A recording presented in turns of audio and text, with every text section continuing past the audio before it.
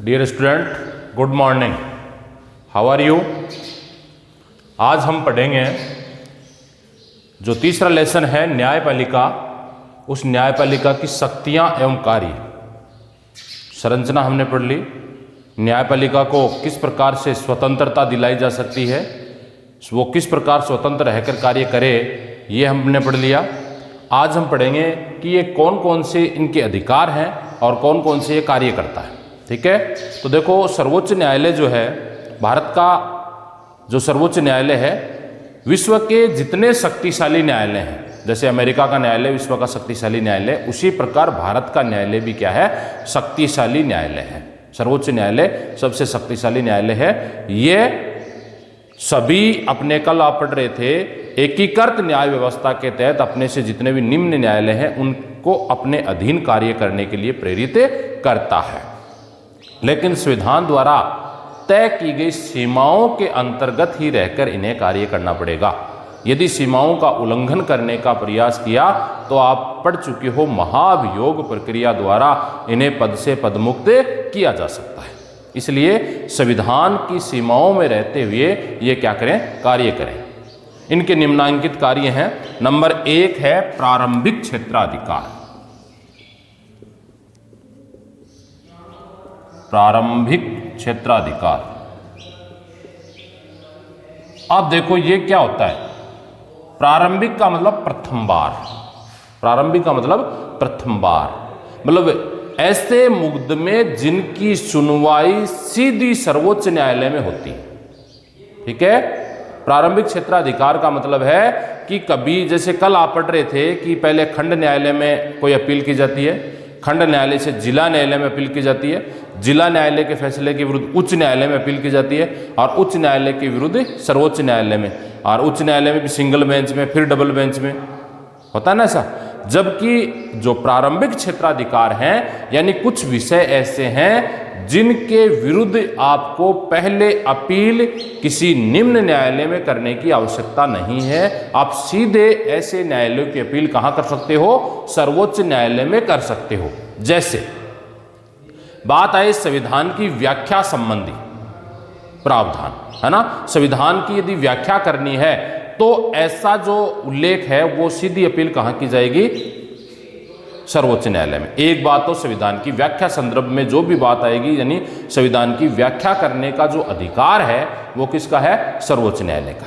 दूसरी बात, 2 या 2 से अधिक राज्यों के मध्य कोई विवाद हो जाए, या केंद्र सरकार एवं राज्य सरकार के मध्य कोई विवाद हो जाए, तो ऐसी स्थिति में भी जो अपील करने का अधिकार है वो सीधा किसका है, सर्वोच्च न्यायालय का है। यानी सर्वोच्च न्यायालय में सीधी अपील कर सकते हैं, इसे कहते हैं प्रारंभिक क्षेत्राधिकार। तो ऐसे मुकदमे जो पहले निचली अदालत में सुनवाई नहीं हो, उसे सीधे हम सर्वोच्च न्यायालय के क्षेत्राधिकार के रूप में जान सकते हैं।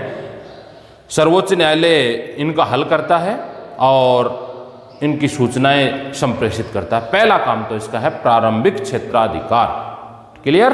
प्रारंभिक क्षेत्राधिकार का मतलब सीधी अपील कहां की जाएगी, सर्वोच्च न्यायालय में की जाएगी, और सर्वोच्च न्यायालय में कानून की व्याख्या संबंध में हो, या 2 से अधिक राज्यों के मध्य कोई विवाद हो जाए, या केंद्र सरकार एवं राज्य सरकारों के मध्य कोई विवाद हो जाए, तो ऐसे विवादों को निपटाने का जो कार्य करेगा वो सर्वोच्च न्यायालय करेगा। क्लियर? अब है नंबर 2, रिट संबंधी क्षेत्राधिकार। रिट संबंधी क्षेत्राधिकार। रिट देखो, यदि मूल अधिकारों का हनन होता है, किसका हनन होता है, मूल अधिकारों का हनन होता है, तो ऐसी स्थिति में, मूल अधिकारों के हनन की स्थिति में अनुच्छेद 32 के तहत, कौन से अनुच्छेद के तहत, 32 के तहत 5 प्रकार की रिट या लेख दायर करके मूल अधिकारों की सुरक्षा प्रदान करने की गारंटी किसकी है भाई, सर्वोच्च न्यायालय की है। इसे कहते हैं रिट संबंधी क्षेत्राधिकार। 5 प्रकार के लेखों की बात करें तो बंदी, प्रत्यक्षीकरण, परमादेश, उत्प्रेषण लेख, अधिकार पर्चा, ये जो लेख हैं, इन लेखों के माध्यम से हम हमारे मूल अधिकारों की सुरक्षा प्रदान कर सकते हैं। मौलिक अधिकारों के उल्लंघन पर कोई भी व्यक्ति इंसाफ पाने के लिए सीधा कहां जा सकता है? सर्वोच्च न्यायालय में जा सकता है। सर्वोच्च न्यायालय अपने विशेष आदेश से रिट दायर करता है और कितने प्रकार की रिट दायर करता है? 5 प्रकार की रिट दायर करता है। किस अनुच्छेद के तहत करता है? अनुच्छेद 32 के तहत करता है और मौलिक अधिकारों की सुरक्षा की गारंटी प्रदान करता है ना। लेकिन जिस व्यक्ति के मौलिक अधिकारों का उल्लंघन हुआ उसके पास विकल्प है कि वह चाहे तो उच्च न्यायालय में भी जा सकता है। यदि उच्च न्यायालय में जाएगा तो उच्च न्यायालय में अनुच्छेद 226 के तहत वही 5 प्रकार के लेख जारी होंगे, है ना। उच्च न्यायालय में तो कितने प्रकार के लेख? 5 प्रकार के लेख कौन से अनुच्छेद में होंगे? 226 में होंगे। और यदि वो सर्वोच्च न्यायालय में भी जाना चाहे तो भी सर्वोच्च न्यायालय में अनुच्छेद 32 के तहत 5 प्रकार के लेख जारी करके मूल अधिकारों की सुरक्षा प्रदान की जा सकती है, या यूं कहें कि मूल अधिकार हैं वो सुरक्षित रह सकते हैं, मूल अधिकारों को बचाया जा सकता है। उच्च न्यायालय में जाए रिटों के माध्यम से न्यायपालिका कार्यपालिका को कुछ करने या न करने का आदेश दे सकता है। इसे समवर्ती प्रारंभिक क्षेत्राधिकार भी कह सकते हैं। इस प्रकार हम कह सकते हैं कि भारत का जो सर्वोच्च न्यायालय है वो रिट संबंधी यानी मूल अधिकारों का हनन होने की स्थिति में लेख जारी करके भी मूल अधिकारों की सुरक्षा प्रदान करता है। क्लियर? ये है दूसरा। अब है नंबर 3, तीसरा है अपीलीय क्षेत्राधिकार।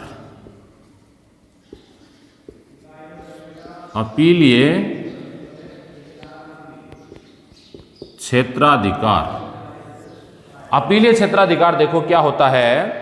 सर्वोच्च न्यायालय अपील उच्चतम न्यायालय है। कोई भी व्यक्ति अपने जो आपने पहले न्याय प्राप्त की है ना, जैसे सबसे पहले किसी व्यक्ति ने खंड न्यायालय में अपनी अपील की, है ना, किसमें की? खंड न्यायालय में अपनी अपील की, और खंड न्यायालय के फैसले से वो संतुष्ट नहीं है। इन्होंने जो फैसला सुनाया है उस फैसले से वो संतुष्ट नहीं है, तो उसके विरुद्ध वो याचिका कहाँ दायर कर सकता है? भाई जिला न्यायालय में दायर कर सकता है। दूसरी बात, है ना, दूसरी बात, वो कहाँ अपनी याचिका दायर करेगा? जिला न्यायालय में करेगा। और यदि वो जिला न्यायालय के फैसले से भी संतुष्ट नहीं है तो ऐसी स्थिति में वह उच्च न्यायालय में अपनी अपील करेगा। किसमें करेगा? उच्च न्यायालय में करेगा। और यदि वो उच्च न्यायालय के फैसले से भी संतुष्ट नहीं है तो ऐसी स्थिति में वो अपनी अपील कहाँ करेगा? सर्वोच्च न्यायालय में। और ये जो सर्वोच्च न्यायालय है ये अंतिम अपीलीय न्यायालय है ना, इसके विरुद्ध आप कहीं भी अपील नहीं कर सकते। एक और ऑप्शन आता है, यदि किसी को मृत्यु दंड की सजा मिल जाती है या उम्र कैद मिल जाती है तो राष्ट्रपति के पास क्षमा याचना, है ना, इसमें केवल राष्ट्रपति के पास एक अधिकार है, क्षमा याचना। ये रिट नहीं है एक तरह से, या अपीलीय क्षेत्राधिकार नहीं है, इसको हम कहते हैं क्षमा याचना। मतलब अपनी अपील या यूं कहें क्षमा याचना वो कर सकता है। कौन? राष्ट्रपति के पास, जिसको सजा मृत्युदंड मिल गया या उम्र कैद की सजा मिल गई, तो मृत्युदंड को उम्र कैद में बदलवाने के लिए अथवा उम्र कैद को कुछ सजा कम करवाने के लिए क्या किया जाता है? क्षमा याचना के लिए राष्ट्रपति के पास याचना कर सकता है। बाकी कोई ऐसा अधिकार नहीं है कि वह क्या करे, मतलब इसके विरुद्ध। यानी तो ये हम कह सकते हैं कि अपीलीय क्षेत्राधिकार अंतिम है इनके पास, इसके विरुद्ध, इनके फैसले के विरुद्ध आप कहीं भी अपील नहीं कर सकते। अपील करने के लिए अंतिम मौका है ये। लेकिन देखो, कोई भी व्यक्ति उच्च न्यायालय के निर्णय के विरुद्ध सर्वोच्च न्यायालय में अपील कर सकता है, लेकिन उच्च न्यायालय को यह प्रमाण पत्र देना पड़ता है कि मुकदमा सर्वोच्च न्यायालय में अपील योग्य है। और मुकदमा नहीं दे तो, या मान लो उन्होंने नहीं दिया लेकिन सर्वोच्च न्यायालय को ऐसा लगे कि यह मुकदमा सर्वोच्च न्यायालय में, तो भी वहां अपील कर सकते हैं। और जो वकील होते हैं ना, उनका काम यही है मुकदमा दायर करवाने का ही, चाहे वो अपील योग्य है चाहे नहीं है, सीधा का सीधा वो अपील करवाने का काम कर देते हैं। उनको चाहिए फीस। और उच्च न्यायालय में कोई भी मुकदमा दायर हो सकता है, सर्वोच्च न्यायालय में कोई भी मामला दायर हो सकता है, अर्थात इसमें संविधान या कानून की व्याख्या जैसा कोई गंभीर मामला जुड़ा हुआ हो तो ऐसे मामलों को आप अपील कहाँ कर सकते हो? सर्वोच्च न्यायालय में अपील कर सकते हो। इसके अलावा अगर कोई फौजदारी मामले निचली अदालत में किसी को फांसी की सज़ा सुना दी है तो ऐसे मामलों की अपील भी आप सर्वोच्च न्यायालय में कर सकते हो। फांसी का प्रावधान है तो पहले क्यों लटको फांसी में, ऊपर जाकर लटको आराम से, तो बाद में उच्च न्यायालय से के विरुद्ध आप कहाँ कर सकते हो अपील? सर्वोच्च न्यायालय में अपील कर सकते हो। यदि मुकदमे में उच्च न्यायालय अपील की आज्ञा नहीं माने, अपील वो नहीं दे, और यदि सर्वोच्च न्यायालय को ऐसा लगे कि ये अपील सर्वोच्च न्यायालय के योग्य है तो भी सर्वोच्च न्यायालय में अपील की जा सकती है ना, विचार कर सकती है। अपीलीय क्षेत्राधिकार का मतलब है सर्वोच्च न्यायालय पूरे मुकदमे पर पुनर्विचार करेगी और पुनर्विचार करने के बाद वो फैसला सुनाएगी कि जो निचली अदालत ने फैसला सुनाया है वो सही है, यानी उसके निचली अदालत के फैसले को बदल भी सकती है। इन्होंने किसी को, मान लो जो व्यक्ति है वो फांसी के लायक है और पैसे लेकर निचली अदालत ने उसको बरी कर दिया, तो ऐसी अपील को पुनर्विचार करके उसको फांसी की सज़ा भी सुना सकती है, अथवा पैसे लेकर फांसी की सज़ा सुना दी या उनके अनुसार उसको फांसी की सज़ा हो रही थी, तो ऐसी स्थिति में वो वापस उसकी सज़ा को कम कर सकती है या नई सज़ा सुना सकती है। ये अधिकार किसका है? सर्वोच्च न्यायालय का है। वो पुनर्विचार करेगी, न्यायालय में उनके निर्णय को बदल सकता है, उनके प्रावधानों में नई व्यवस्था कर सकता है, अथवा जो भी इन्होंने सज़ा सुनाई है उस सज़ा को कम कर सकता है, उस सज़ा को बढ़ा सकता है। इसके मामले में सर्वोच्च न्यायालय पूरी तरह से स्वतंत्र है। ये है अपीलीय क्षेत्राधिकार। अब लास्ट एक और काम बचा है इसका, सलाह संबंधी क्षेत्राधिकार, एडवाइस देने का काम करता है। तो देखो लास्ट इसका कार्य क्षेत्र है सलाह, एडवाइस देने का काम, सलाह संबंधी क्षेत्राधिकार, सलाह संबंधी क्षेत्राधिकार। तो देखो एडवाइस देने का काम क्या करता है भाई, देखो जब जब राष्ट्रपति, उपराष्ट्रपति, प्रधानमंत्री या संसद को किसी विषय पर कोई सलाह चाहिए तो सर्वोच्च न्यायालय ऐसे विषय पर क्या दे सकता है? अपनी सलाह दे सकता है। और जैसे मौलिक अपील क्षेत्र, इसके अनुसार भारत का राष्ट्रपति लोकहित या संविधान की व्याख्या से संबंध में किसी भी विषय पर सर्वोच्च न्यायालय से सलाह मांग सकता है ना, और उस सलाह दे भी सकता है और नहीं भी दे सकता, इसके लिए वो पूरी तरह से सर्वोच्च न्यायालय स्वतंत्र है ना। मान लो कोई ऐसा विषय हो जिसमें संविधान की व्याख्या संबंधी कोई प्रावधान जुड़ा हुआ है, तो ऐसी स्थिति में भारत का राष्ट्रपति सर्वोच्च न्यायालय के न्यायाधीश या मुख्य न्यायाधीश से परामर्श ले सकता है। प्रधानमंत्री को रिक्वायरमेंट है तो प्रधानमंत्री भी सलाह ले सकता है, संसद को किसी विषय की रिक्वायरमेंट है तो संसद भी इनसे सलाह ले सकती है।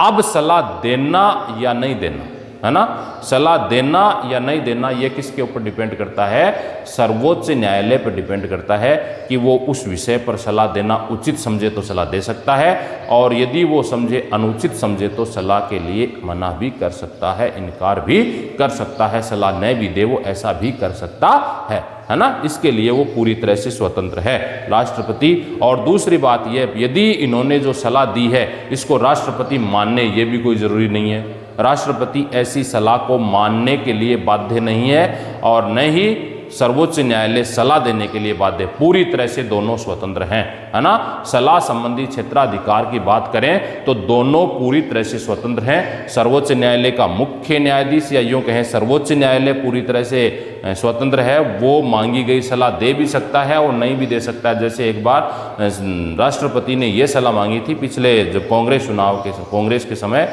राष्ट्रपति ने सलाह मांगी थी कि क्या यहाँ राम मंदिर था, अभी तो बन गया ही है, मान लो, है ना, उनका उद्घाटन हो चुका तो नींव डाल दी गई है, बन गया है, लेकिन उस टाइम ये मांगा था फैसला सुनाने के लिए कि क्या यहाँ राम मंदिर था, तो ऐसी स्थिति में सर्वोच्च न्यायालय ने सलाह देने से इनकार कर दिया, है ना। तो इसके लिए पूरी तरह से स्वतंत्र है, सलाह दे भी सकता है और नहीं भी दे सकता। एक तो बात ये है।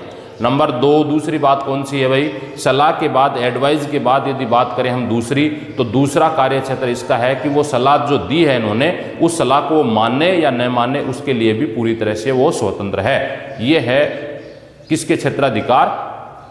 सर्वोच्च न्यायालय के कार्य क्षेत्र या क्षेत्राधिकार। एक बार देखो सरसरी नज़र से दोबारा देख लो, छोटा सा ही है, सर्व प्रश्न आता है 4 नंबर का कि न्यायपालिका की शक्तियाँ एवं कार्य लिखो, है ना।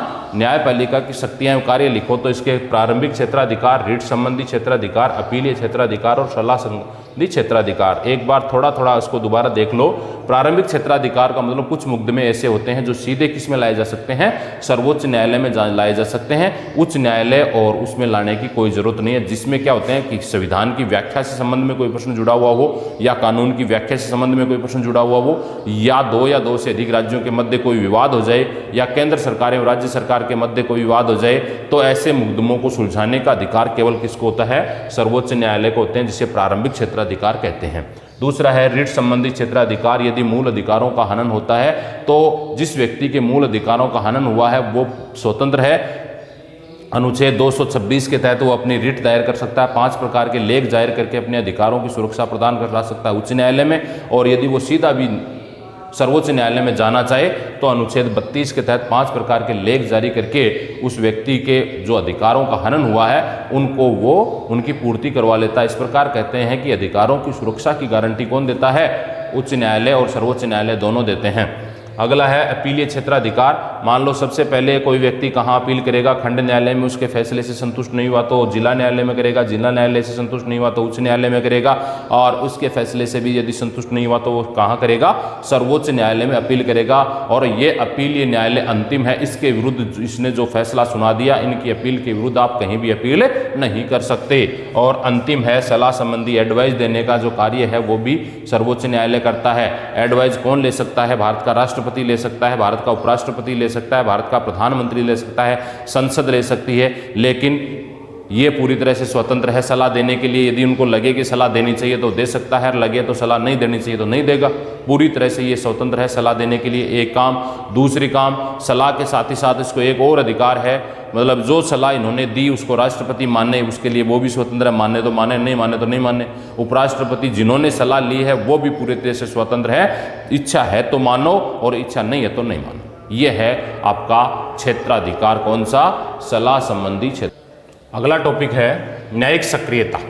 अधिकार आपके हो गए। अब हम बात करते हैं न्यायिक सक्रियता विश्लेषण के।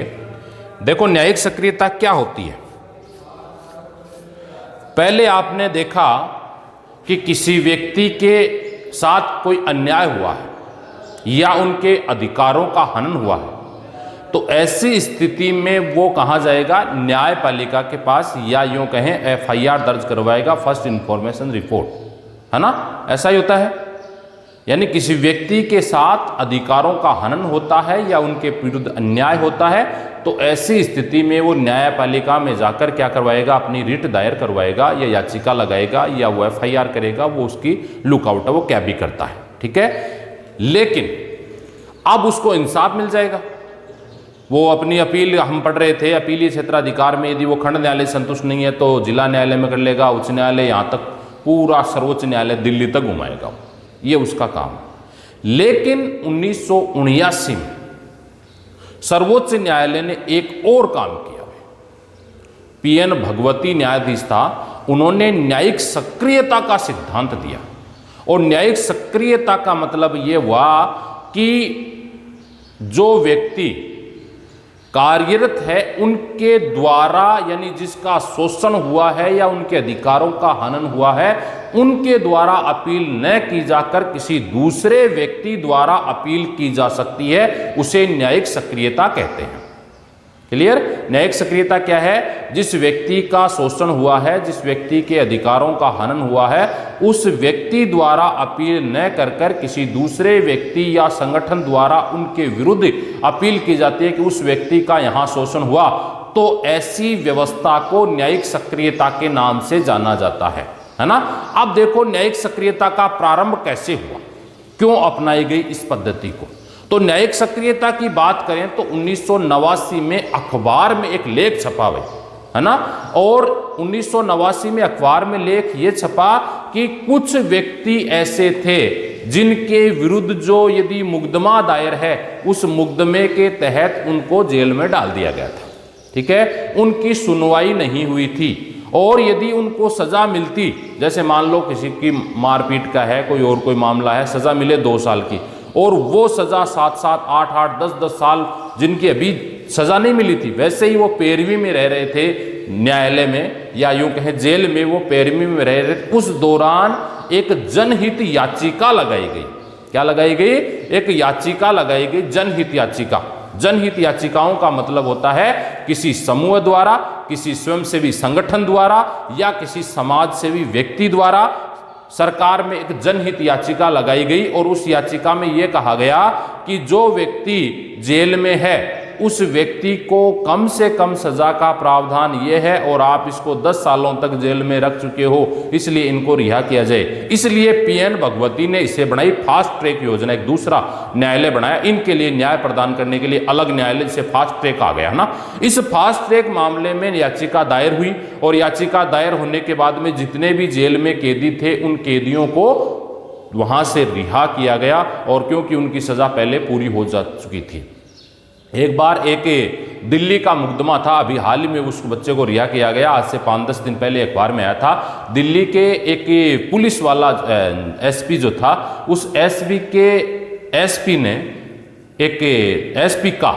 एक बच्चे ने पर्स चोरी कर लिया था आज से 5-6 साल पहले, ठीक है। और वो व्यक्ति कहाँ था? जेल में था। जिसको पर्स चोरी किया उसको पकड़ के किस में डाल दिया? जेल में डाल दिया, ठीक है। अब उसकी कोई सुनवाई नहीं, उसका कोई न्यायाधीश ही नहीं, वो तो बेचारा गरीब आदमी था। इसलिए ये हमारे जो मीडिया वाले हैं उनसे मुलाकात हुई और उन्होंने किसी एक वकील से उनकी मुलाकात करवाई, न्यायालय मतलब वहाँ जाकर वो उनसे जन सुनवाई के तहत। तो उन्होंने कहा कि आपको ये केवल ये कहना है कि भाई पर्स मैंने चुराया था। आप दोनों को आमने सामने किया गया तो उसने स्वीकार किया पर्स मैंने चुराया था। पर्स चुराने की सज़ा मात्र 2 महीने है। कितने महीने हैं? 2 महीने। और वो कितनी सज़ा काट चुका था? 5 साल सज़ा काट चुका था। इसलिए उसको उसी टाइम केस को रद्द किया गया, समाप्त किया गया और उसको जेल से रिहा कर दिया गया। तो ये होते हैं जनहित या जन सुनवाई या जनहित याचिका। तो इसका मतलब ये हुआ कि यदि आप किसी व्यक्ति का जिसके विरुद्ध कोई अपील है या उसका शोषण हो रहा है, तो ऐसी स्थिति में आप उच्च न्यायालय में, आप सर्वोच्च न्यायालय में अपील कर सकते हैं कि अमुक व्यक्ति का शोषण हो रहा है और ये इसके प्रावधान। जैसे वर्तमान में 14 वर्ष से कम उम्र के बच्चों को, है ना, खतरनाक कार्यों में नहीं लगाया जाना चाहिए, लेकिन फिर भी होटल वगैरह इन पर छोटे छोटे बच्चे हैं, उन बच्चों के स्वास्थ्य का परीक्षण करवाने हेतु भी आप याचिकाएं न्यायालय में लगा सकते हो, जनहित याचिकाओं के नाम से न्यायालय में जाकर कि भाई इस होटल पे ये काम है, इनका शारीरिक परीक्षण किया जाए, उनको शिक्षा का अधिकार नहीं मिल रहा है। न्यायालय में यदि याचिका लगाई जाएगी तो जरूर सुनवाई होगी। ये है न्यायिक सक्रियता। क्लियर? न्यायिक सक्रियता का मतलब हो गया कि न्यायिक सक्रियता से तात्पर्य है ये 1979 में पीएन भगवती द्वारा और एक फास्ट ट्रैक योजना जल्दी से न्याय सुलझाने का काम है। और ये याचिका जिसका शोषण हुआ उनके द्वारा नहीं, उनके एवज में किसी दूसरे स्वयंसेवी संगठन या किसी व्यक्ति द्वारा या समाज सेवी व्यक्ति द्वारा उसमें रिट दायर की जाती है, उसे हम कहते हैं जन याचिका। जैसे पर्यावरण प्रदूषण की बात हो तो याचिकाएं लगा सकते हैं। ये देखो आज के टाइम में ये डीजे वाले बाबू है ना, धीरे चला रहा तेरा डीजे ने, डीजे वाले बाबुओं के विरुद्ध एक जनहित याचिका दायर की गई थी कि भैया इससे क्या होता है? पर्यावरण प्रदूषण होता है, ध्वनि प्रदूषण होता है, और ध्वनि प्रदूषण होने के कारण हम जो पढ़ने वाले बच्चे हैं उनके लिए नुकसान का काम है। ये जनहित याचिका दायर हुई भाई आपने की 12वीं क्लास में पढ़ने वाले बच्चों ने, और सरकार ने इन पर कानून बना दिया कि यदि आप 10 बजे से बाद में डीजे नहीं बजा सकते, रात की 10 बजे अधिकतम टाइम है तुम्हारा, बंद करना पड़ेगा तुम्हें, है ना, और 10 बजे से ज़्यादा यदि बजाते हुए पाए जाते हैं तो ये दंड के भागीदार होंगे। इसे हम कहते हैं क्या? जनहित याचिका। तो इसी मामले में जैसे पर्यावरण प्रदूषण हो रहा है ना, तो पर्यावरण प्रदूषण के विरुद्ध आप लगा सकते हैं। पेड़ कम लगाए गए तो लगा सकते हैं। सरपंच सही काम नहीं कर रहा तो लगा सकते हैं। सरपंच के द्वारा घर घर में शौचालय बनाए गए, उन शौचालयों की राशि पूरी नहीं दी तो जनहित याचिका लगा सकते हैं। इसके अलावा एक रिट और होती है ना, जिसे हम कहते हैं आपका आरटी के तहत आप पूरी लिस्ट मंगवा सकते हैं कि हमारे यहाँ कितने लोगों ने सर्वोच्च ये न्याय वो बनाए, अपने देश अपने ग्राम पंचायत में कहाँ कहाँ शौचालय बनवाए, सड़क पूरी 5 साल में सरकार ने क्या काम किए, सरपंच ने क्या काम किए, कितने पैसे खाए, ये सब आप कर सकते हो। और यदि उसके आपको लगे तो उसकी जनहित याचिका लगा सकते हो, समाज का विकास कर सकते हो। इसे हम कहते हैं जनहित याचिका। अब हम बात करते हैं इसका अगला टॉपिक और है, 2 टॉपिक और बचे हैं इसके।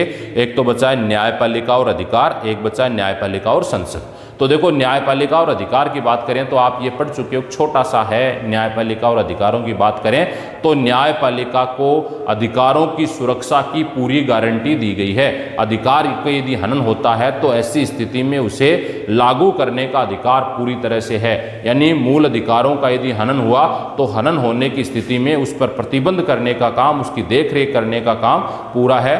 और आपने पढ़ चुके हो पहले भी कि अनुच्छेद 226 के तहत 5 प्रकार के लेख जारी करके हमारे मूल अधिकारों की सुरक्षा उच्च न्यायालय करता है। और कौन? आपका सर्वोच्च न्यायालय जो है ये अनुच्छेद 32 के तहत वही 5 प्रकार के लेख जारी करके हमारे मूल अधिकारों की सुरक्षा प्रदान करता है। इस प्रकार हम कह सकते हैं कि मूल अधिकारों की जो गारंटी है वो किसके द्वारा दी गई है भाई? सर्वोच्च न्यायालय या उच्च न्यायालय या हम ये कह सकते हैं न्यायपालिका के द्वारा दी गई है। इसके अलावा अनुच्छेद 13 में भी लिखा हुआ दोनों प्रावधान एक और सर्वोच्च न्यायालय के नागरिक के मौलिक अधिकारों के संरक्षण और दूसरी संविधान की व्याख्या के रूप में ये काम कर सकते हैं। और ऐसी स्थिति में यदि मूल अधिकारों का हनन होता है तो हनन की स्थिति में सर्वोच्च न्यायालय के पास अधिकार है, हमारे अधिकारों की सुरक्षा प्रदान करने की गारंटी है और वही हमारे अधिकारों का पालन करेंगे। ये था सर्वोच्च न्यायालय के अधिकार। अब इसका एक लास्ट टॉपिक बचा है लेसन का, वो भी पढ़ लो, थोड़ा ही बचा है और हालांकि प्रश्न इसमें से कम ही आता है। तो देखो न्यायपालिका और संसद, है ना, अगला और लास्ट टॉपिक है न्यायपालिका और संसद के मध्य क्या संबंध है। देखो बात करते हैं न्यायपालिका और संसद की, तो देखो संसद और न्यायपालिका दोनों एक दूसरे को स्वतंत्र रहने की बात करते हैं, है ना। भारत में क्या अपनाया गया है भाई? शक्ति पृथक्करण अवरोध एवं संतुलन सिद्धांत अपनाया गया। इसका मतलब है व्यवस्थापिका या संसद अपना काम करे, कार्यपालिका अपना काम करे और न्यायपालिका अपना काम करे। तीनों पृथक पृथक रहकर अपना काम करते हैं, है ना। लेकिन यदि गड़बड़ करने का काम करते हैं तो प्रतिबंध लगा देते हैं। जैसे देखो यदि मान लो सर्वोच्च न्यायालय है ना, सर्वोच्च न्यायालय और इसके बाद एक हम मान रहे हैं संसद, तो संसद को हम कहेंगे व्यवस्थापिका।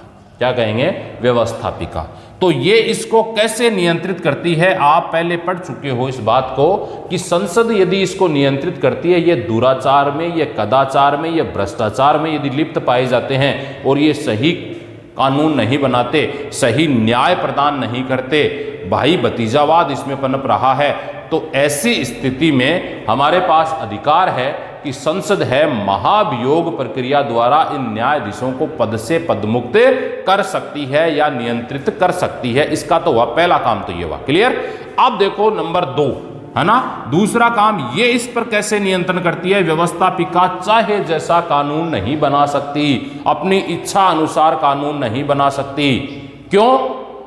क्योंकि यदि न्यायपालिका के पास एक अधिकार है न्यायिक पुनरावलोकन की शक्ति, और कहाँ के संविधान से लिए भाई? ये न्यायिक पुनरावलोकन की शक्ति अमेरिका के संविधान से लिए। व्यवस्थापिका ने कोई कानून बनाया, कार्यपालिका ने उनका क्रियान्वयन कर दिया और वह कानून संविधान के मूल ढांचे के अनुरूप नहीं है, संविधान के अनुसार नहीं है, तो ऐसी स्थिति में हमारे पास अधिकार है ऐसे कानून को वो क्या कर सकती है? न्यायिक पुनरावलोकन की शक्ति के आधार पर रद्द कर सकती है।